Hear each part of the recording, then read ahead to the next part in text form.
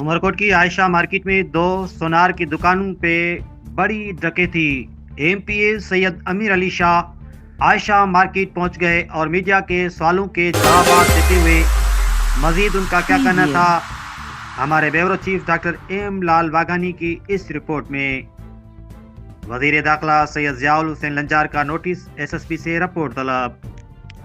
अजर उम्मीद रखन त ही जेके ज़ेवरात वठी विया आहिनि, मतिलबु त हिकिड़ी 400 खां 500 जेको किलो जी वज़नी तिजोरी उहो खणी विया आहिनि चोर। इहो मुंहिंजे ख़्याल में उमरकोट जी पहिरीं एॾी वॾी चोरी जी जेका वारदात आहे। छा ही ताजर उम्मीद रखनि त अहिड़ी जेका चोरी जेका थिए उहो वापसी मोटींदी हिननि वटि? बिस्मिल्लाह रहमान रहीम। बिल्कुल इत्मीनान रखन, भरोसो रखन, इंशाअल्लाह साईं सरदार शाह ऐं असीं ॿई मुसलसल होम मिनिस्टर ज़िया लंजार साहब सां रहूं पिया राब्ते में। ऐं पाण ख़ुदि मुंहिंजी ॻाल्हि थी आहे ज़िया लंजार साहब सां। साईं सरदार शाह बि ज़िया लंजार साहब सां मुसलसल राब्ते में आहे। DIG सां पाण ॻाल्हायो आहियां, SP सां पाण ॻाल्हायो आहियां ऐं जियो फेंसिंग जी टीम हिते अची वई आहे फॉरेंसिक वारा।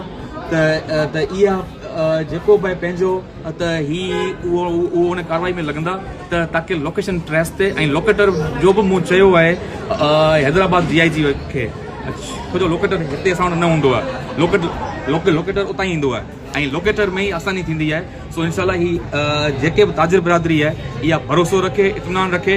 इंशाल्लाह अल्लाह कदो ख़ैर इहा रिकवरी बि थींदी ऐं जेके बि अनासिर जिन इहो कयो आहे खाट उहे इंशाल्लाह कानून जे कटड़े में हूंदा जल्द खां जल्द। सर हीअं ताजर ॾाढा ख़ौफ़ में मुब्तला बि आहिनि, पाण बि ॾिठो आहे, हुन दुकान वग़ैरह बि बंदि करे छॾियूं आहिनि। छा हुननि खे अवां इहो हौसलो ॾेई सघंदा त हू पंहिंजी दुकानूं खोलनि ऐं उहो बग़ैर के टेंशन ते पंहिंजो कारोबार जारी रखे? बग़ैर के टेंशन जे पुरअमन माहौल में ही असांजो शहर उमरकोट रहे पियो। इंशाअल्लाह पुरअमन इहो क़ाइम ऐं दाइम हूंदो। ही अनासिर जेके बि आहिनि इंशाअल्लाह असीं इन में का बि कोताही बर्दाश्त न कंदासीं। ऐं SP सां मुसलसल राब्ते में रहां पियो। ऐं हाणे मुंहिंजी जेका उहा रस्ते में मुंहिंजी ॻाल्हि थी हुई कुझु टाइम पहिरीं, त मूं चयो हो त हिकिड़ी मोबाइल जेका आहे उहा हिते मुसलसल राउंड ॾींदी रहे, मुसलसल चाहे ॾींहं जो, शाम जो या राति जो। हिकिड़े राउंड ॾियण में का बि उन्हनि खे मौत कोन थी अचे। हिकिड़ो राउंड ॾींदा जंहिंमें ख़ासि करे जेको बि ख़ौफ़ आहे उहो दिलि मंझांसीं इंशाअल्लाह निकिरी वेंदो ऐं इहो वरी साॻी मोहबत में रहंदासीं, वरी साॻी इहो पुरअमन माहौल में ईंदासीं। ऐं उहे जेके अनासिर आहिनि उहे इंशाअल्लाह कानून जे कटड़े में इहो तव्हां मीडिया जा दोस्त बि ॾिसंदा ऐं सभई शहरवासी असीं सभई ॾिसंदासीं।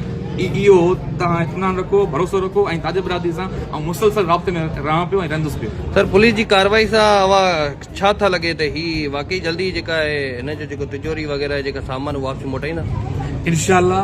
ऐं होम मिनिस्टर सां ॻाल्हायो आहियां, होम मिनिस्टर ज़िया लंजार साहब ऐं उन सां ॻाल्हायो आहियां, DIG सां ॻाल्हायो आहियां, SP साहब सां ॻाल्हायो आहियां, जेके मेन आहिनि ऐं उन्हनि सां ॻाल्हायो आहियां। ऐं ज़िया लंजार साहब मूंखे पाण ख़ुदि इहो इत्मीनान ॾियारायो आहे त इंशाअल्लाह जल्द खां जल्द तव्हांजो शहर उमरकोट जो जेका ताजिर बिरादरी सां इहो जेको बि थियो आहे इहो इंशाअल्लाह रिकवरी थींदी ऐं उहे माण्हू जेके आहिनि उहे इंशाअल्लाह कानून जे कटड़े में हूंदा।